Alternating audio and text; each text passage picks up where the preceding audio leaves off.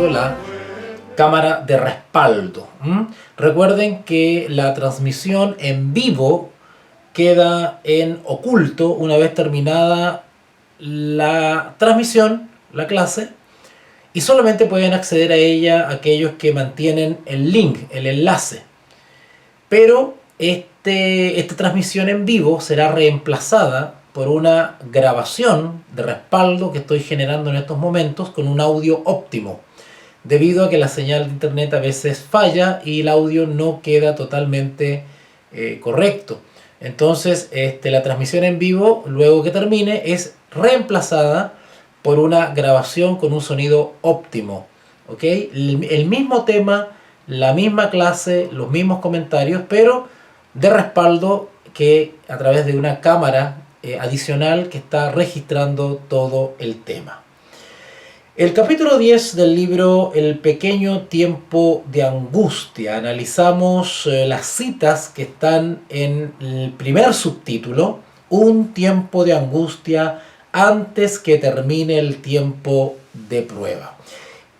Hoy día hice un comentario adicional sobre esta transmisión, sobre este subtítulo, que lo pueden encontrar también en el canal de YouTube La Voz de un Perseguido. La Voz de un Perseguido, ustedes entran a la sección lista de reproducción y se van a encontrar con un apartado que se titula Reflexiones DFI.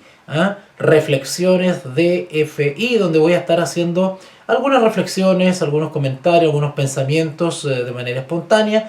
Van a ser publicados. Y hoy, justamente en ese apartado, Reflexiones DFI, estuve comentando un poquitito sobre esto que vimos la clase anterior sobre el pequeño tiempo de angustia, analizando efectivamente unas citas maravillosas que nos hablaban sobre este corto periodo de tiempo que abarca, si tuviésemos que ubicarlo o enmarcarlo en medio de algunos hitos para que nos podamos ubicar más, pues dijimos que el corto tiempo llamado pequeño tiempo de angustia lo podemos ubicar desde la promulgación de la ley dominical en los Estados Unidos y terminando este periodo con el fin del tiempo de gracia. El fin del tiempo de gracia. Así es. Bueno, voy a estar haciendo reflexiones aparte sobre los mismos temas que estoy dando. Es posible que haga una reflexión sobre Tito, sobre Pedro, en fin, o de otro tema que no tenga necesariamente relación con las transmisiones que estamos haciendo. Pero son reflexiones libres que se me ocurren y las grabo para que queden registradas, ¿vale? Las estoy publicando en el canal de YouTube La Voz de un Perseguido y también en los muros de Facebook, ¿ok? Voy a intentar también poder incluirlo en los podcasts de La Voz de un Perseguido, ¿ya? También analizamos y comentamos brevemente el segundo subtítulo de este capítulo 10 del libro Evento de los Últimos Días, donde se titula El fin de la libertad religiosa en los Estados Unidos. Si no me equivoco, creo que ya lo analizamos, ¿o no? Parece que no. Sí lo analizamos.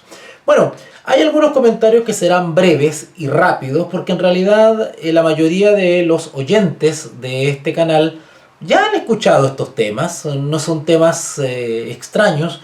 Ya hemos estudiado otras veces, lo han escuchado seguramente de otros expositores, han leído estas citas, así que no revisten mayor análisis, ¿ya?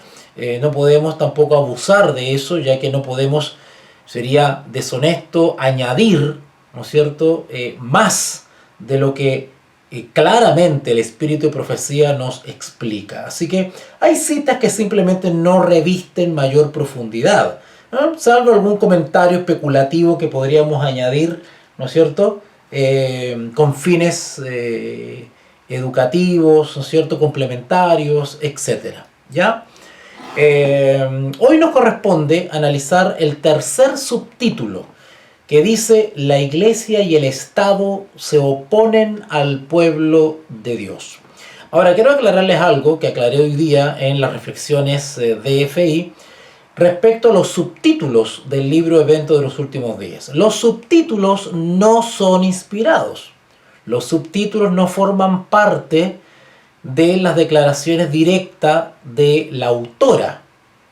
Pero sí, claramente, los editores, que asumo que son personas responsables y estudiosas, han incluido estos subtítulos de manera muy adecuada para mi criterio.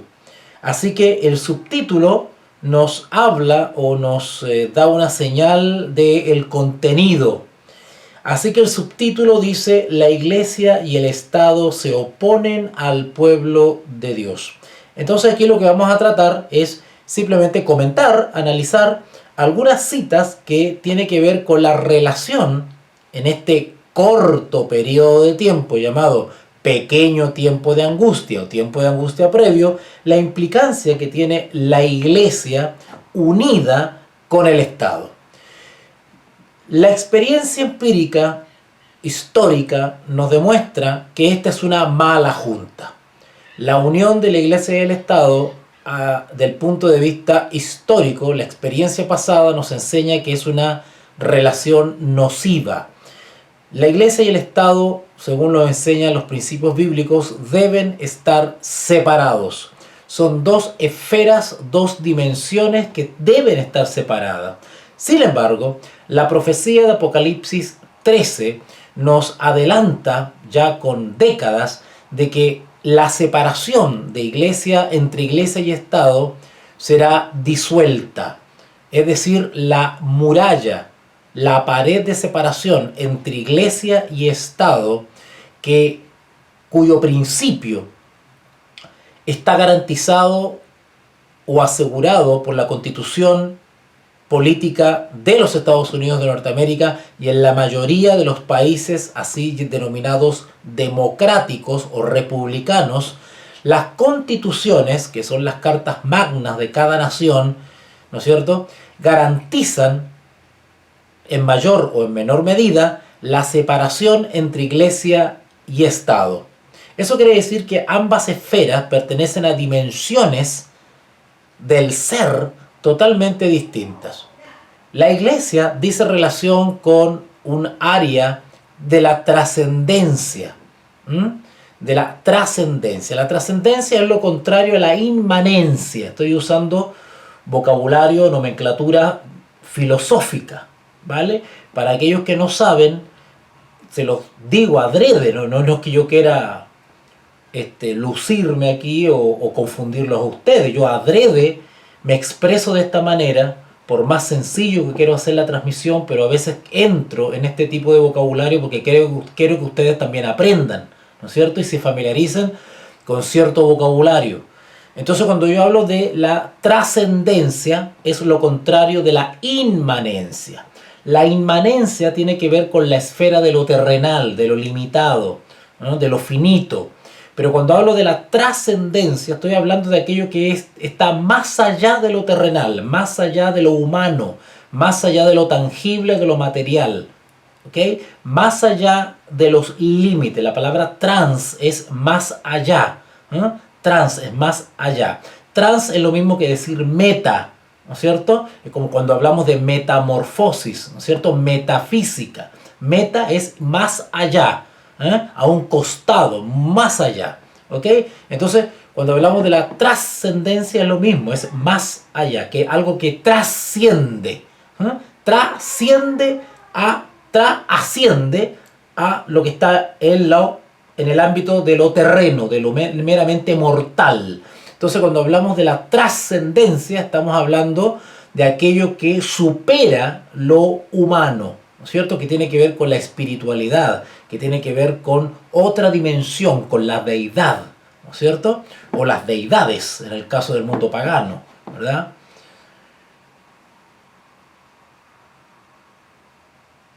Exactamente, don Benito Juárez, muy bien, exactamente. Bueno, y cada país tiene sus próceres y tiene sus dignatarios que han entendido justamente porque han sacado lecciones de la historia. Benito Juárez y otros próceres de los países, en este caso latinoamericanos, ellos han sacado lecciones de la experiencia de la historia. Ellos son verdaderos historicistas, no como los parlanchines del Tercer Ángel, que dicen que son historicistas, pero no tienen ninguna preparación en las ciencias históricas, ¿cierto? Yo creo que nunca se han hecho un curso o un diplomado o han sacado una carrera o se han instruido, se han formado académicamente en el área de la historia, pero simplemente ellos se dicen historicistas, ¿verdad? Eso es el peligro del engaño de los contumaces. Los próceres, muchos próceres de nuestros países entendieron por la experiencia histórica de que es nocivo y es peligroso que el Estado o los gobiernos, ¿no es cierto?, se involucren en lo trascendente, en lo que tiene que ver con las cosas espirituales o que tienen que ver con la religión. Recuerden que la palabra religión tiene origen latino, ¿no es cierto?, de religare. Religare quiere decir algo que lo cual yo estoy enlazado, estoy unido, ¿no es cierto? La religión es algo en lo cual yo estoy enlazado, ¿no es cierto? La religare, la religión. Y además que eso deriva de los principios bíblicos. Bíblicamente se nos enseña de que las dos áreas, las dos dimensiones, tanto la política como lo espiritual, deben estar separados. Sin embargo, deben respetarse. El rol del Estado, el rol del gobierno es garantizar justamente por medio de derechos, por medio de, en este caso, la máxima norma, la máxima ley que se puede dar a un país, que es la Constitución, ¿no es cierto? Garantizar el derecho a ejercer o a vivir o a practicar la fe, ¿no es cierto?, la religión que nuestra conciencia nos indique, ¿cierto? El Estado no tiene o no debe involucrarse, ¿no es cierto?, en las conciencias de sus ciudadanos, sino que al contrario, debe garantizar o es garante, ¿no es cierto?, de esa libertad. ¿Ok? Ok. Y bueno, grandes próceres y hombres inteligentes han sacado lecciones de la historia, porque justamente la historia nos demuestra lo peligroso que puede ser la unión de la Iglesia y el Estado.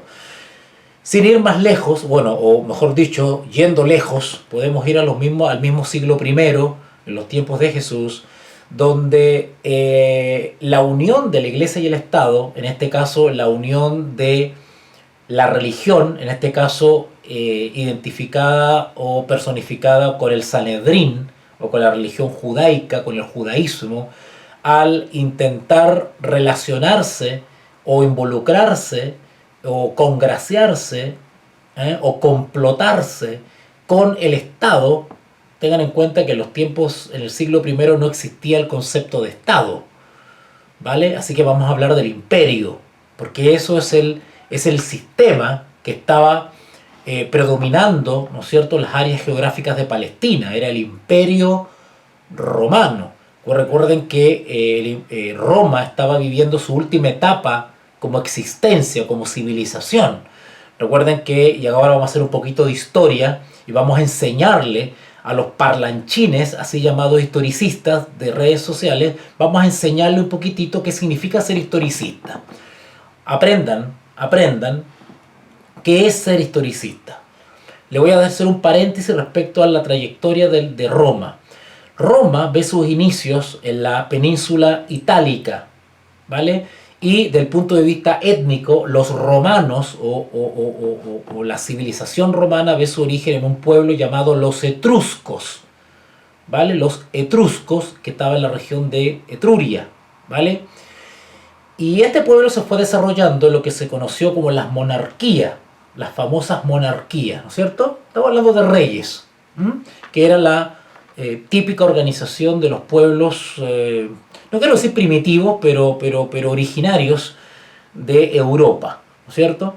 Luego fueron derivando, producto de la influencia de otras civilizaciones, en lo que se conoció como la República. De hecho, se habla que la civilización romana o itálica pasó de una condición de monarquía a república, influenciado justamente por la cultura helénica que venía de allá de Grecia, ¿no es cierto? Grecia, Macedonia, etcétera, etcétera.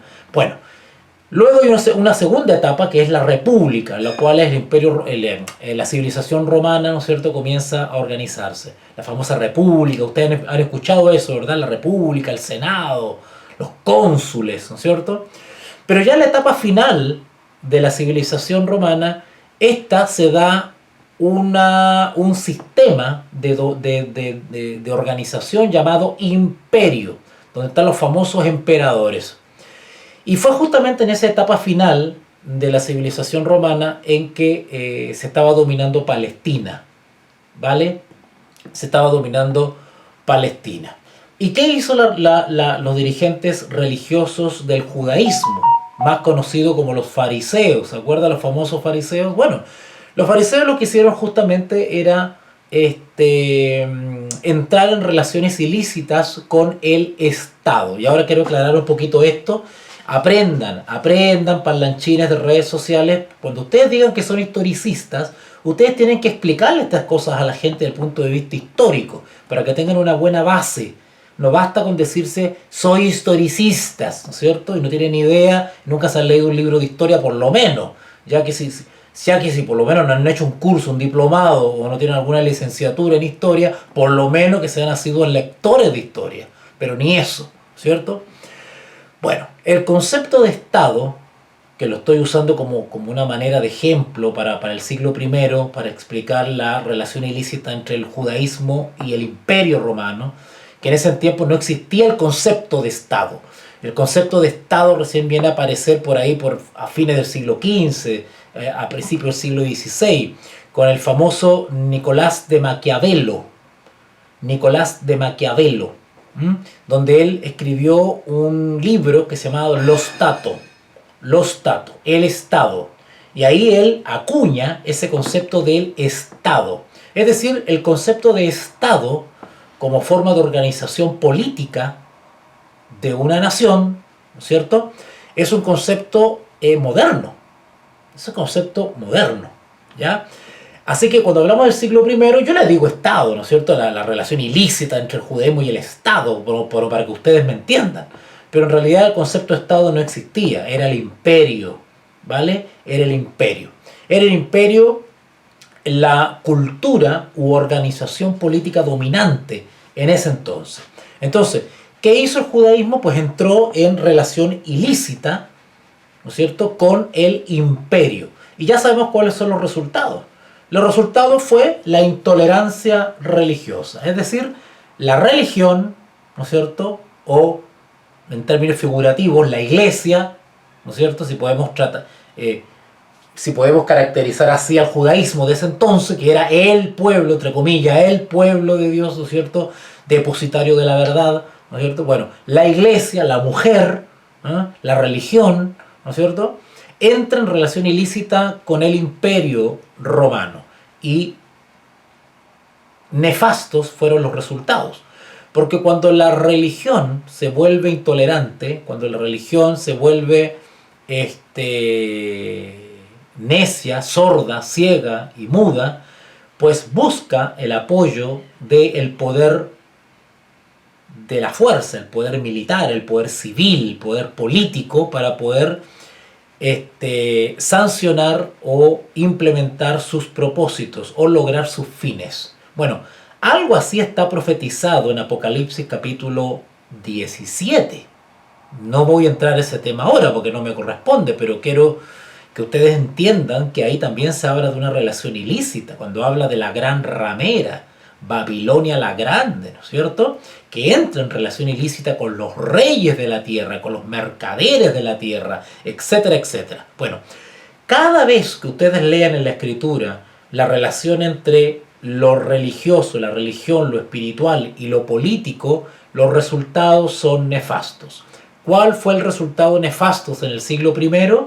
Pues se persiguió y se condenó al Señor Jesús. Y no solamente eso, sino que se desató una tremenda persecución de del judaísmo y el populacho manejado por el Sanedrín en contra de aquellos que se identificaban como discípulos de Jesús. Eso es un resultado funesto de la unión entre la iglesia y el Estado. Otro ejemplo fatal que también tenemos en la historia, por eso que el historicista mira para atrás, mira la historia, observa el devenir del quehacer humano en la tierra para sacar lecciones para el futuro, ¿vale? Y eso no lo digo yo, eso lo dicen los mismos autores bíblicos, que lo que está registrado en la escritura ha sido registrado para nuestro beneficio, para que no cometamos los errores que los otros cometieron. Entonces nosotros, para poder adquirir sabiduría e inteligencia, tenemos que mirar a ver qué le pasó a Adán y Eva, a ver qué le pasó a Abraham, a ver qué le pasó a Jacob, a ver qué le pasó a Isaac, a ver qué le pasó a Josué, qué le pasó a José, qué le pasó a las 12 tribus de Israel, con la experiencia del desierto, ¿no es cierto? Etcétera, etcétera, etcétera. Nosotros aprendemos lecciones para hoy día mirando la historia, el pasado.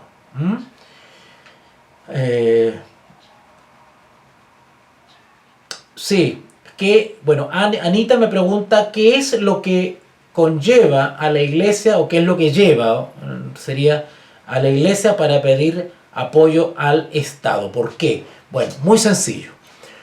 Cuando la iglesia, y de hecho lo explica el conflicto de los siglos, el conflicto de los siglos explica por qué la iglesia busca el apoyo del Estado. A ver, si ustedes me lo permiten, yo voy a buscar la cita exacta para que ustedes sepan. No te voy a responder yo, vamos a dejar que el espíritu de profecía te responda.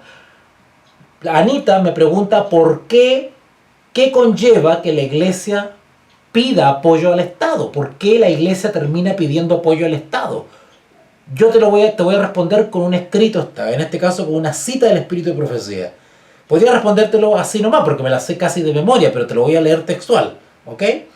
A ver, déjame acordar ahora dónde está. Ok. En el libro Evento de los Últimos Días hay un capítulo. A ver, déjame ver si me acuerdo en qué capítulo está. ¿Ya?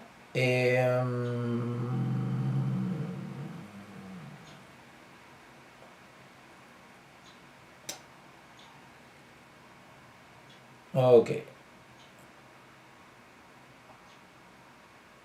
Ok, a ver. Voy a usar un buscador mejor, más fácil.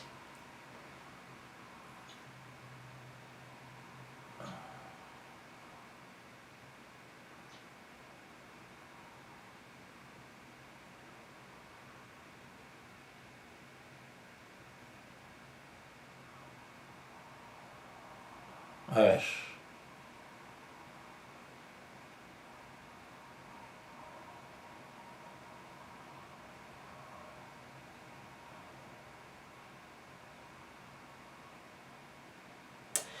Deja acordarme, espérate. ¿Cómo decía la cita? Corrompió. Corrompió. Corrompió. A ver. Vamos a responder lo que dice, lo que está preguntando Anita.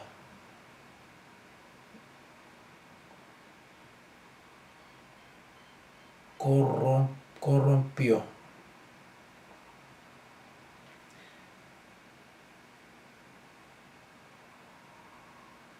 Acá está.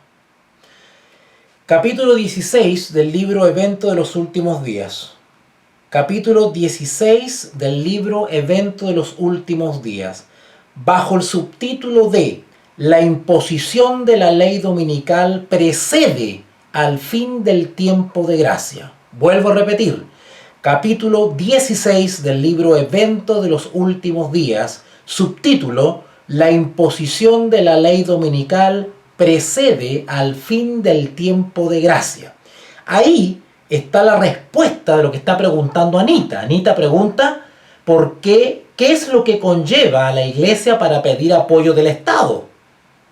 Claro, ¿por qué? ¿Acaso la iglesia no comprende que debe mantenerse separada de las relaciones políticas con el Estado, con el gobierno? Bueno, ¿por qué sucede esa unión?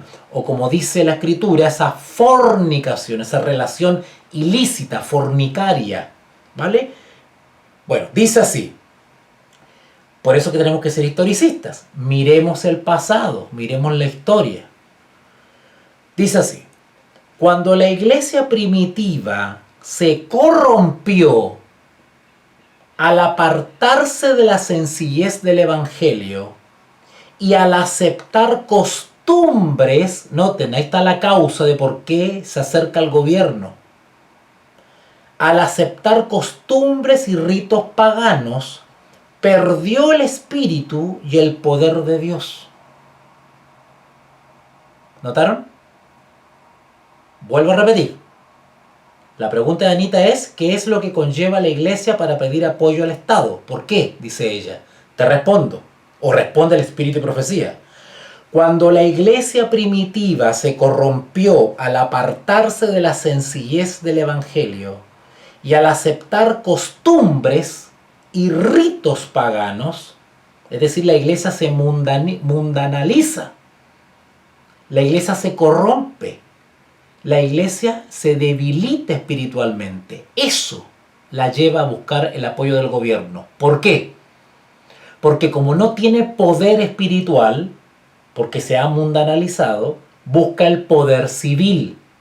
Como no puede influenciar en la sociedad espiritualmente porque no tiene poder, busca el poder civil para imponer la moralidad. O sea, quiere cristianizar a la sociedad por la fuerza, no por el poder espiritual. Por eso, si la iglesia tuviese poder espiritual para influenciar en la sociedad, no necesitaría obligar a la gente mediante el poder civil. Pero la iglesia que no tiene poder espiritual, o mejor dicho, como dice el espíritu de profecía, la presencia de Dios no está en su medio, para poder cristianizar la sociedad lo hace obligándola, buscando al Estado para que imponga normas de naturaleza religiosa a la sociedad. ¿Se dan cuenta? Vuelvo a leer. Cuando la iglesia primitiva se corrompió al apartarse de la sencillez del Evangelio y al aceptar costumbres y ritos paganos, perdió el espíritu y el poder de Dios. Y para dominar las conciencias, buscó el apoyo del poder civil. Exactamente, exactamente. Como no puede influenciar al mundo o a la sociedad, concientizarla respecto a un día de reposo, no importa cuál sea, da lo mismo, en este caso el domingo, busca el apoyo del poder civil para que por medio de la fuerza, por medio de la ley, se imponga la religiosidad o la espiritualidad o la moral a la sociedad. ¿Por qué? Porque la iglesia no tiene poder. ¿Por qué? Porque no es autoridad moral, porque la iglesia es corrupta. Como no da testimonio, como no es ejemplo para nadie la iglesia, entonces busca cristianizar a la sociedad mediante el poder civil, porque mediante el poder espiritual no tiene, no puede. Eso es todo. Sigo leyendo. Y para poder dominar las conciencias, buscó el apoyo del poder civil. Punto seguido. El resultado fue el papado. O sea, lo que está describiendo Elena, y he dicho esta cita está sacada del libro Conflicto de los Siglos, y lo que está describiendo ella es la evolución del papado. El papado se generó como producto de la unión entre la iglesia y el Estado. Recuerden ustedes el siglo IV, el siglo III, siglo IV, siglo V, cuando la iglesia todavía se podría decir que era primitiva. Estaba la segunda, tercera generación de los apóstoles, los famosos padres de la iglesia, ¿no es cierto? donde muchos de ellos eran reticentes todavía a unirse con el Estado, en este caso de Constantino para adelante, porque ahí empieza la apostasía. Cuando Constantino, ¿no es cierto?, promulga este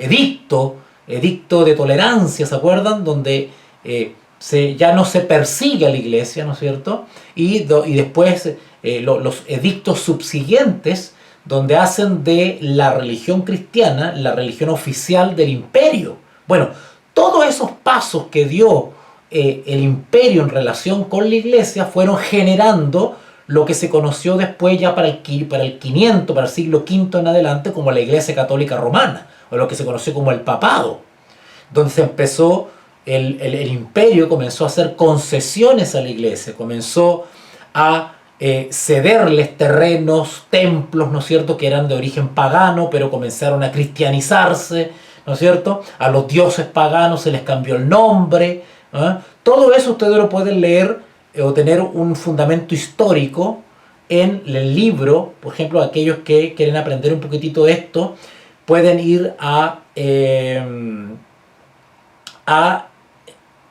el libro de Alexander Hislop, el famoso historiador Alexander Hislop, que escribió un libro maravilloso que se llama Las dos Babilonias.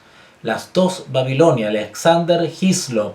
Tengo entendido que el libro en español se está vendiendo en Busca Libre o en Amazon, por si acaso, aquellos que quieren ver esa historia, cómo se mezcló el paganismo con el cristianismo, ¿no es cierto? Bueno, hay un libro también muy bueno que, bueno, El conflicto de los siglos lo explica maravillosamente, cómo fue toda esta amalgama desde Constantino para adelante. Bueno, el resultado fue el papado. Es decir, una iglesia que dominaba el poder del Estado. Noten, el resultado fue el papado. ¿Cómo actúa el papado? Es decir, una iglesia que dominaba el poder del Estado y se servía de él para promover sus propios fines, y especialmente para extirpar la herejía. Claro, cuando la iglesia cuenta con el poder de la fuerza, con el poder civil, con el poder de la fuerza legítimamente organizada, ¿no es cierto?, del Estado, pues se vuelve intolerante y no admite a nadie que le haga sombra. Por eso que es peligrosa la unión de la iglesia y el Estado, porque la iglesia se vuelve intolerante. Bueno, una iglesia no necesariamente tiene que estar unida al Estado para ser intolerante, pero digamos que la unión con el Estado pues le da la herramienta justamente para perseguir a los disidentes, ¿ok? El resultado fue el papado, es decir, una iglesia que dominaba el poder del Estado y se servía de él para promover sus propios fines y especialmente para extirpar la herejía. Sigue diciendo, para que los Estados Unidos formen una imagen de la bestia, el poder religioso. Cuando hablamos de imagen de la bestia, estamos hablando del protestantismo de los Estados Unidos que actuará como el papado. Por eso que se llama imagen del papado, imagen de la bestia. No es la bestia, es una imagen. ¿Por qué? Porque actúa igual que el papado. Entonces ella dice acá, y le explico el contexto de esta cita, ella hace una pregunta y dice, ¿qué es la imagen de la bestia? Entonces ella dice, para entender qué es la imagen de la bestia, tenemos que entender cómo se formó el papado. Y ahí es cuando ella dice la unión de la iglesia y el Estado, cuando la iglesia pierde el poder, ¿no es cierto?, y busca el apoyo del poder civil para imponer sus normas. Bueno, así como actúa el papado, de igual manera va a actuar el protestantismo o el movimiento evangélico en los Estados Unidos. Por eso se llama imagen de la bestia, porque actúa igual, es una copia, actúa de la misma manera y actuará de la misma manera. ¿Cómo actuó el papado como resultado del dominio que ejercía sobre los gobernantes? Bueno, tenemos el ejemplo de la Edad Media, que actuó expresándose con intolerancia religiosa, ¿no es cierto? Intolerancia religiosa. Exacto. Cuando se forma la imagen de la bestia, automáticamente estamos hablando de cristianismo apóstata de manera, digamos, oficial. porque actualmente, actualmente no hay imagen de la bestia, ¿no es cierto? Pero hay cristianismo apóstata, eso es así. Solo que, por decirlo de alguna manera, desde el punto de vista profético, se oficializa la condición de cristianismo apóstata, ¿vale? Ok. Bueno, y dice aquella acá que para que los Estados Unidos formen una imagen de la bestia, el poder religioso debe dominar de tal manera al gobierno civil que la autoridad del Estado sea empleada también por la Iglesia para cumplir sus fines. Y sigue diciendo el último parrafito: la imagen de la bestia representa la forma de protestantismo apóstata que se desarrollará cuando las iglesias protestantes busquen la ayuda del poder civil para la imposición de sus dogmas. Para aquellos que les interesa ampliar este tema, esta cita está sacada de Conflicto de los Siglos, página 496 y 498 de la versión original del Conflicto de los Siglos. ¿Ok? Conflicto de los Siglos, 496 y 498. Vuelvo entonces al capítulo El pequeño tiempo de angustia, porque para eso nos convocamos hoy día. ¿Ok? Ok. Entonces el subtítulo decía: la iglesia y el Estado se oponen al pueblo de Dios. Y vamos a empezar a analizar las citas que están en este subtítulo. Leo un poquitito lo que me escriben acá algunos. César me escribe: es lo que pasa hoy día con la iglesia. Sí, exactamente. Por congraciarse con las autoridades, ¿no es cierto? Suavizamos nuestro mensaje de advertencia. Eso es lo que sucede. El resultado será el surgimiento de la imagen de la bestia, unión de la iglesia con el Estado. Así es, mi querido César. Bueno, comienzo entonces a mencionar, a comentarles un poquitito las citas de este capítulo. Dice así: todos los que no se sometan a los decretos de los concilios nacionales y obedezcan las leyes nacionales que ordenan exaltar el día de reposo instituido por el hombre de pecado, por encima del día santo de Dios, sentirán no solamente el poder opresivo del papado, sino también el del mundo protestante, que es la imagen de la bestia. ¿Notaron? La imagen de la bestia es el protestantismo apóstata que actuará igual que la bestia, que la primera bestia de Apocalipsis 13, que debido a su mundanalidad y su corrupción buscará el poder, la influencia y el apoyo del poder civil. Lo que motiva la búsqueda del poder civil por parte de la iglesia es la corrupción, la apostasía, la mundanalidad. Eso es lo que empuja a la iglesia a buscar al poder, el apoyo del poder civil. ¿Ok? Ahora, dice algo muy importante, porque recuerden que cuando leímos la primera cita, dijimos que hicimos alusión o hicimos referencia a esa famosa cita del libro Primeros Escritos, cuando ella veía en visión y decía: al comenzar el tiempo de angustia, dice ella, ¿no es cierto?, refiriéndose al pequeño o al corto tiempo de angustia, o al previo, ¿no es cierto?, tiempo de angustia.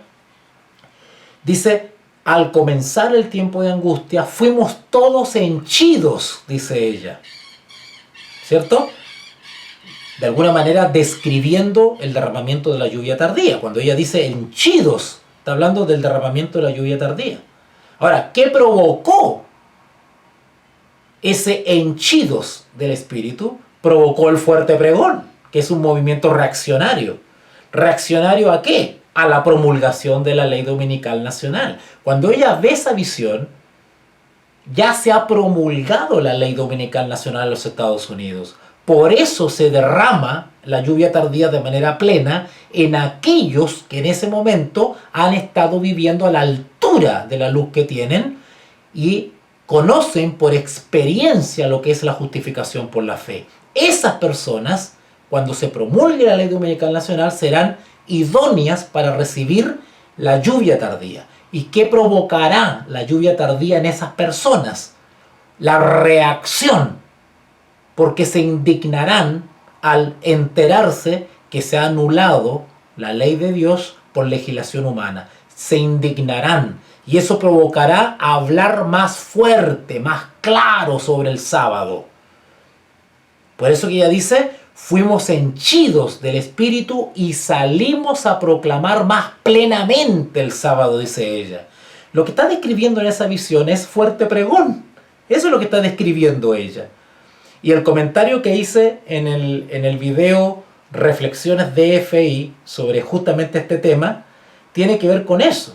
O sea, yo no me explayé en eso porque ya lo había hablado en esta transmisión sobre el pequeño tiempo de angustia, pero di énfasis a que ¿quiénes serán henchidos? Los idóneos. ¿Y quiénes son los idóneos en ese momento de la promulgación de la ley dominical? ¿Quiénes? Los que estén en ese momento viviendo o experimentando plenamente a nivel personal la justificación por la fe. Aquellos que estén viviendo el mensaje de los tres ángeles, aquellos que estén en la experiencia de la perfección cristiana, de la victoria sobre la naturaleza caída, esos que estén experimentando eso cuando se promulgue la ley dominical serán idóneos para recibir la lluvia tardía. ¿Qué provocará en ellos la lluvia tardía? La reacción a la ley dominical. ¿Y cómo se llama esa reacción? Fuerte pregón. ¿Vale? Y también les hablé, vean el comentario que hice, ya está en el canal ya, busquen esa lista de reproducción que se llama Reflexiones DFI, donde hablo justamente de que parte de la idoneidad, porque la idoneidad quiere decir con la condición adecuada para recibir la lluvia tardía. Y parte de la condición adecuada para recibir la lluvia tardía tiene que ver con una experiencia. O sea, los que participen del fuerte pregón tienen ya que haber tenido experiencias en defender la verdad. O sea, los beneficiarios de la lluvia tardía no serán neutrales, no serán cobardes, no serán personas neófitas, no serán personas con poca experiencia en el campo misionero y en la apologética, en la defensa de la verdad. Los que sean escogidos en el fuerte pregón serán personas que ya tienen cicatrices, que ya tienen golpes, que ya han pasado situaciones difíciles por defender la verdad. Porque esas personas ya están preparadas, tienen experiencia, tienen kilometraje ya. Esas son las idóneas que han demostrado que a pesar de todo siguen firmes. Esas son las idóneas para recibir la lluvia tardía y participar del fuerte pregón. ¿Por qué? Porque esas personas, al estar habituadas a la persecución, al estar habituadas a los golpes, están preparadas para dar la batalla contra la ley dominical, contra la bestia y contra la imagen. Soportarán de mejor manera la persecución y las presiones, porque ya están acostumbrados. Por eso que las personas que siguen generando raíces, musgo y hongo encrustadas en los templos, esas personas no están preparadas, ni lo estarán, porque no han salido al campo a dar la batalla espiritual y cultural. Todos los que se sometan a los decretos de los concilios nacionales, todos los que no se sometan, es decir, los leales al sábado, todos los que no se sometan a los decretos de los concilios nacionales y obedezcan las leyes nacionales que ordenan exaltar el día de reposo instituido por el hombre de pecado, por encima del día santo de Dios, sentirán no solamente el poder opresivo del papado. Y cuando habla acá de el poder opresivo del papado, vayan a leer lo que dice el Conflicto de los Siglos. Cuando dice ella que las antiguas persecuciones se reanudarán. Incluso ella da detalles escalofriantes. Ella dice, Roma ya está levantando sus soberbios edificios, donde reanudará sus persecuciones. Tremendo. sino también sentiremos el poder opresivo del mundo protestante. Cuando dice poder opresivo del mundo protestante, está hablando de intolerancia religiosa, que es la imagen de la bestia. César me comenta por acá, la obra final se ha acompañado por gran poder y gloria. Los fieles hijos de Dios participarán de esa batalla. Exactamente, es una batalla. Pero en toda experiencia bélica, en todo conflicto bélico, los guerreros o los soldados no son neófitos. Los soldados para participar de una guerra se preparan, tienen entrenamiento, constantemente se están entrenando en el arte de la guerra para cuando llegue el momento real. De igual manera en el terreno espiritual, aquellos que participen del fuerte pregón para enfrentar a la imagen de la bestia y al nuevo orden mundial son personas que ya han estado habituados a las batallas. ¿Se dan cuenta por qué ahora yo soy tan crítico con los artistas, con los parlanchines y con toda esta gentuza, con los ni? Por eso que soy partidario de sacarse los guantes blancos, de sacarse la camisa, de sacarse la corbata, porque eso nos prepara justamente para esto, para la batalla final. Segunda cita. Aquellos cuerpos religiosos, y ahora está hablando de las organizaciones religiosas, de las instituciones religiosas, noten lo que dice, aquellos cuerpos religiosos que rehúsen oír los mensajes de advertencia de Dios, fuerte pregón, estarán dominados por fuertes engaños y se unirán al poder civil para perseguir a los santos. Claro, como no entienden, porque no han querido entender, no tienen la experiencia en la escritura, no tienen el discernimiento, no están imbuidos del Espíritu de Dios que da el entendimiento. Entonces cuando llega este conflicto de que se promulgó la ley dominical y aparece un remanente contradiciendo a la ley dominical, diciendo las cosas como son, se provoca una confusión, un cortocircuito en las personas que no entienden nada. ¿Qué está pasando acá?, dicen. ¿Será verdad lo que dice este pequeño grupo o le hacemos caso a las autoridades? ¿A qué le hacemos caso? La gran mayoría, al no tener una experiencia con Dios, pues va a optar por lo fácil, por lo popular. Luego dice acá, las iglesias protestantes se unirán con el poder papal, es decir, el mismo propósito, el mismo sentir, el mismo objetivo, y ya sabemos ya cuáles son esos mismos objetivos. Son puntos comunes de doctrina que los unen.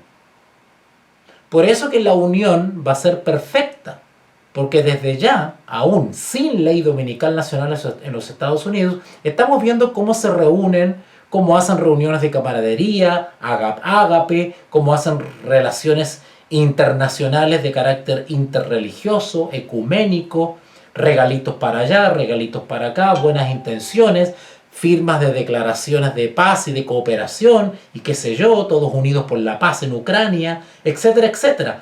Todo ese tipo de detalle, todo tipo eso de cosas los está uniendo. Y están creando entre ellos lazos que van a ser indisolubles. Las iglesias protestantes se unirán con el poder papal para perseguir al pueblo de Dios. Estarán de acuerdo en perseguir a estos que no están de acuerdo. Leo 2 citas más y con eso ya voy terminando la parte de hoy. Esta cita dice así: esta potencia semejante a un cordero.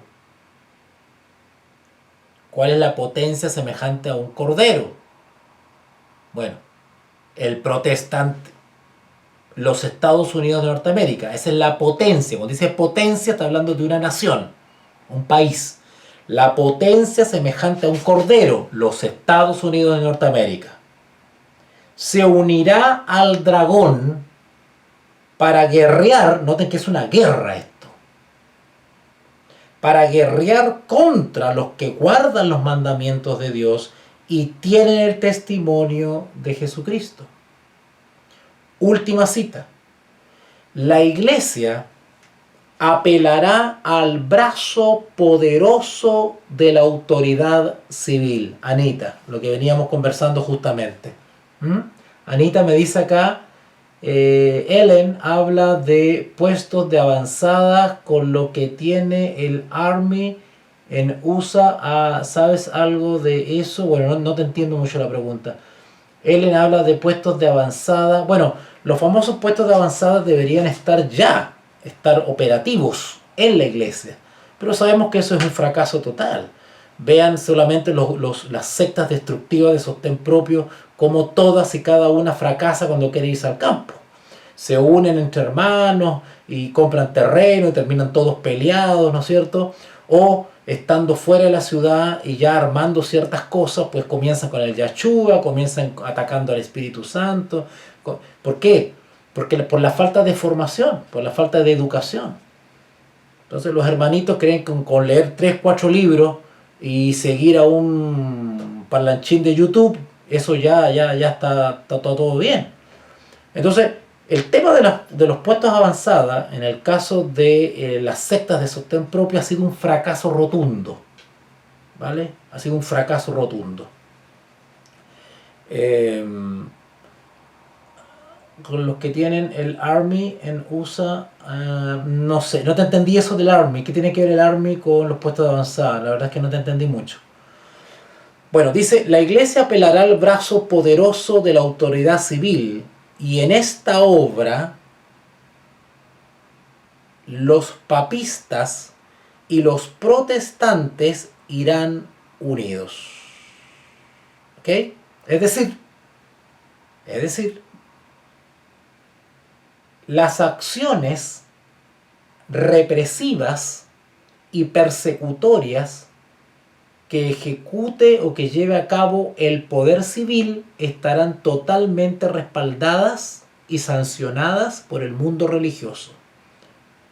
Lo mismo que le pasó a Jesús durante su persecución, donde el imperio, ¿no es cierto?, tomaba acciones totalmente respaldadas, solicitadas y con la venia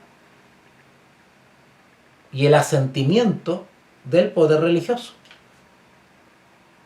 O sea, el poder religioso aprobaba las acciones represivas contra los disidentes. Lo mismo va a suceder ahora. La iglesia apelará al brazo poderoso de la autoridad civil y en esta obra los papistas y los protestantes irán unidos. La Iglesia Católica Romana y el mundo evangélico y protestante estarán de acuerdo en perseguir a los disidentes. ¿Ok? Ok. Bueno, ya ha pasado ya una hora. Vamos a dejarlo hasta acá. ¿Vale? Mañana quiero tocar con ustedes lo que tiene que ver con los tribunales de justicia. ¿Qué va a suceder con el remanente durante el pequeño tiempo de angustia en relación con los tribunales? Porque nos van a enfrentar con la justicia, nos van a llevar a la justicia y el lugar donde se va a ejecutar la controversia en la práctica son los tribunales de justicia. Si bien van a haber linchamientos, asesinatos, sicariato, atentados, homicidios, pero la gran mayoría de las controversias se van a llevar a cabo en los tribunales de justicia. Y el objetivo de llegar hasta los tribunales de justicia, no me voy a adelantar mejor, vamos a dejarlo para mañana, ¿ya? Vamos a dejarlo para mañana, donde mañana voy a seguir con esto de el pequeño tiempo de angustia y cuál va a ser la experiencia del remanente ante los tribunales de justicia. Todo esto durante el corto periodo llamado el pequeño tiempo de angustia. ¿Ok? César me dice, más vale que mueran esos rebeldes en contra de la iglesia que se pierdan. Claro, ese es los argumentos que grimieron en contra de El Salvador. ¿Ok? Vamos a dejarlo hasta acá entonces. Bueno, cualquier consulta, por favor escríbanme a Telegram. Yo con mucho gusto les voy a responder. Vamos a orar entonces para dar las gracias a Dios por esta reunión. ¿Ok? A ver, Anita me está preguntando, parece que me repite la pregunta, Anita. Anita, que tú me escribes muy extenso y yo no alcanzo a leer todo aquí. A ver, deja ver si puedo leer todo lo que tú me escribes. Anita me está preguntando, creo que son los soldados que llevan para prepararlos para que estén en el frente de batalla. Algo así dice Helen, y los hermanos de muchos grupos no han entendido qué es, porque los soldados espirituales se preparan para lo que Dios los ocupa en sus puestos o algo así. Ay, a ver, déjame entender lo que me estás diciendo. Lo que pasa es que hay tanta locura entre los grupos sostén propio que uno ya. Mira, la otra vez me escribió una persona que me decía que él estaba comprando armas para el tiempo de angustia. Así me dijo. Me dijo que estaba comprando armas para defenderse en el tiempo de angustia. Así me dijo un hermano una vez. Los soldados que llevan para preparar que estén al frente de la batalla. Algo así dice Helen, y los hermanos de muchos grupos no han entendido qué es, porque los soldados espirituales... Mira, Anita, mejor mándame un audio con esa pregunta, sería interesante, y después la resolvemos acá en vivo para que los demás escuchen, ¿ya? Pero hámela con un audio mejor para poder entenderte mejor. Porque así aclaramos, porque hay tanta idiotez dando vuelta en los grupos de sostén propio que es necesario a veces explicar cada cosa que están sacando los hermanos hoy, que hay una cosa increíble, ¿ya? Te invito a comprometerte mes a mes y a apoyar mi trabajo de docencia final. Tu donación es mi salario. Que Dios te bendiga.